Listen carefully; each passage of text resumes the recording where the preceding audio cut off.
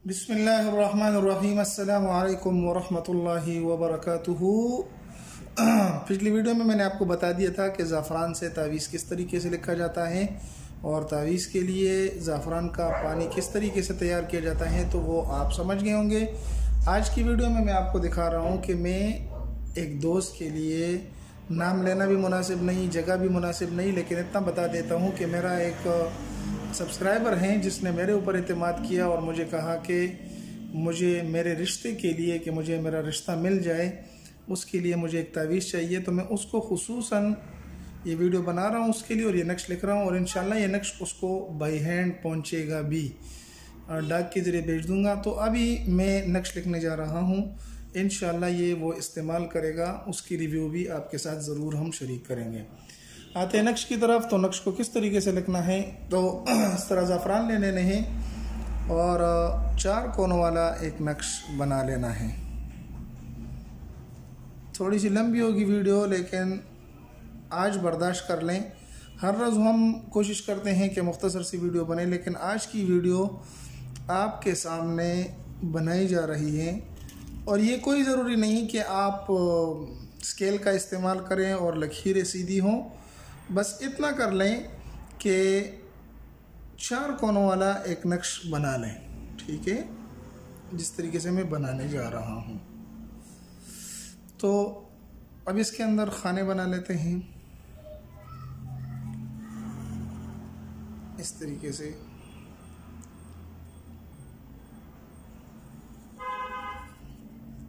और आप साथ साथ दुआएं भी करें कि मेरे इस भाई को जो परेशानी है वो अल्लाह हल फरमा दे और इसका जो भी मसला है वो हल हो जाए, तो ये हमारी कामयाबी होगी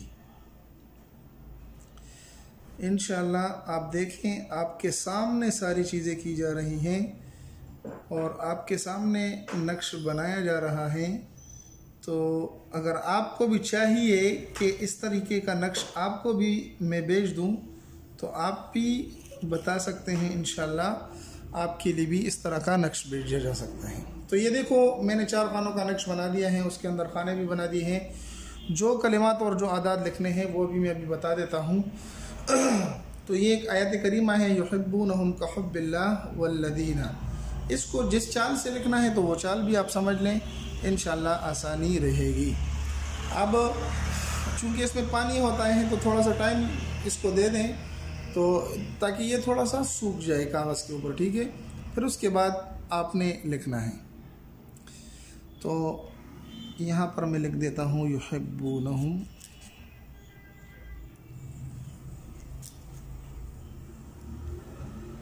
ठीक है। ये नक्श मैं पूरा करता हूँ तो आप देखेंगे किस तरीके से ये लगेगा, ठीक है।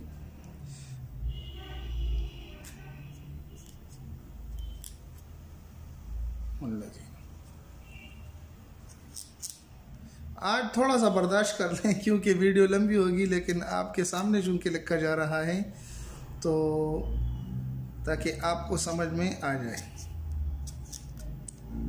ठीक है। वल्लज़ीना, इसी तरीके से लिखना है जिस तरीके से मैं लिख रहा हूँ, युहिब्बूनहुम कहुब्बिल्लाह वल्लज़ीना कहुब्बिल्लाह वल्लज़ीना।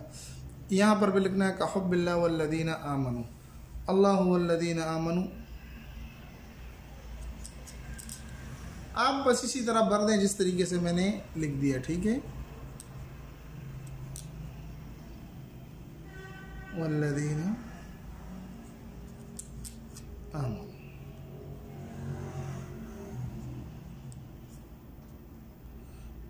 आप इस भाई के लिए भी दुआएं करें कि अल्लाह इसके परेशानी को ख़त्म कर दे और इसको आपकी अपनी महबूब मिल जाए।